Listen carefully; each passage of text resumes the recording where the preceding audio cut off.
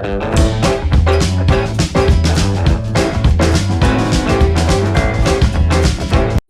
Friends, இன்னைக்கு Karnataka style திலி sir எப்படி செய்யலான்னு பார்க்கலாம் வாங்க. அதுக்கு தேவையான பொருட்கள் பார்க்கலாம். நான் ஒரு 100 கிராம் துவரம்பருப்பு எடுத்து 4 பல்லு பூண்டு, 2 தக்காளி, கொஞ்சம் பெருங்காயத்தூள், ஒரு 4 கிளாஸ் தண்ணி விட்டு நல்லா குழைய பருப்பை வேக வச்சு எடுத்து வச்சிருக்கேன்.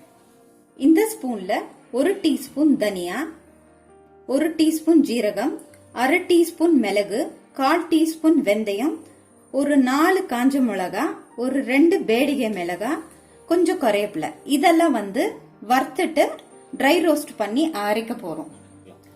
ஒரு லெமன் சைஸ் புளி எடுத்து தண்ணியில கரைச்சி வச்சுக்கலாம். ஒரு 3 பச்சை மிளகா, ஒரு 4 பல்லு பூண்டை இந்த மாதிரி நசுக்கி எடுத்து வச்சுக்கலாம். கொஞ்சம் கறிவேப்பிலை, கொஞ்சம் கொத்தமல்லி, தாளிக்க கடுகு, வெந்தயம், ஜீரகம், ஒரு காஞ்ச மிளகாய்,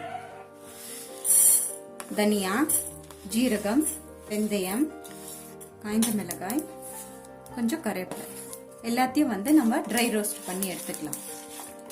ட்ரை ரோஸ்ட் பண்ணியாச்சு. இதை மிக்சியில பவுடர் பண்ணி எடுத்து வச்சுக்கலாம். இப்போ இந்த பருப்பை நம்ம நல்லா மசிச்சு எடுத்து வச்சுக்கலாம். இப்போ குக்கர் வச்சிடலாம். கொஞ்சம் எண்ணெய் வேணும்னா கொஞ்சம் கீ ஆட் பண்ணிக்கலாம்.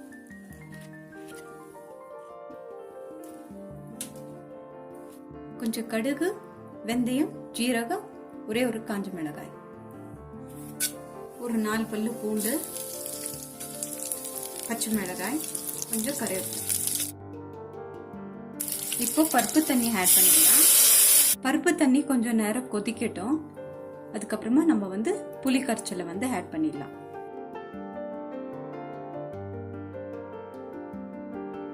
இப்போ மசிச்சு வச்ச பருப்பு அதையும் ஆட் பண்ணிடலாம்.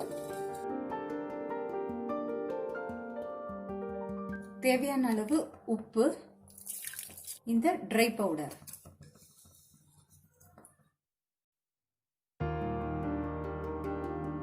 இப்போ நம்ம தேவையான கொத்தமல்லி ஆட் பண்ணிக்கலாம்.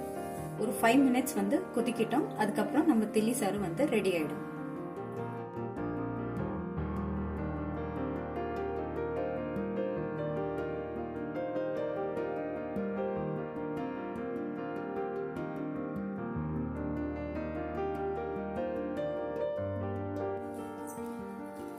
இந்த தில்லி சாரை சூடான சாதத்துக்கு கூட கலந்து சாப்பிடும் போது ரொம்ப டேஸ்டா இருக்கும்.